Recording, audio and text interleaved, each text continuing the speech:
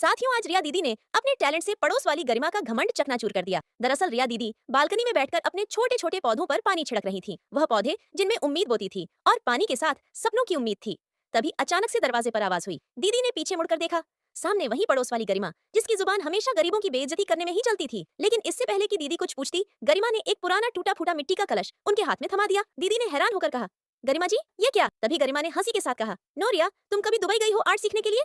तुमने कुछ सीखा भी है या बस घूमने के लिए गई? अगर इतना ही हुनर है तो इस मटके को नया बनाकर दिखाओ। तुम गरीब लोग बड़े बड़े सपने देख लेते हैं। चलो देखती हूँ तुम्हारे सपने कितने सच्चे हैं। तभी गरिमा वहां से चली जाती है।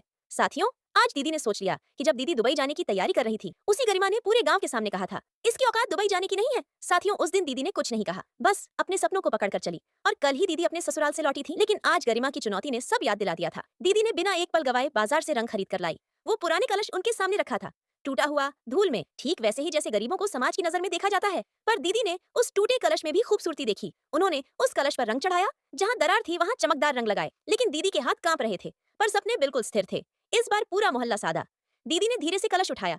जैसे ही उस कलश में रोशनी आई, तभी साथियों दीदी को एक सपना दिखा है। गरीब होना कोई शर्म की बात नहीं है, यह तो ऊपर वाले की मर्जी है। लेकिन कोशिश न करना और अपनी इज्जत का ध्यान न रखना, यह हमारी गलती होगी। साथियों, आज का दिन हमारे लिए और भी खास है, क्योंकि बड़ी दीदी को शहर की एक नामी बड़ी कंपनी में नौकरी के इंटरव्यू के लिए भी बुलावा आया है। एक तरफ गरिमा को कलश पर जवाब देना था और दूसरी तरफ दीदी का बड़ा इंटरव्यू है।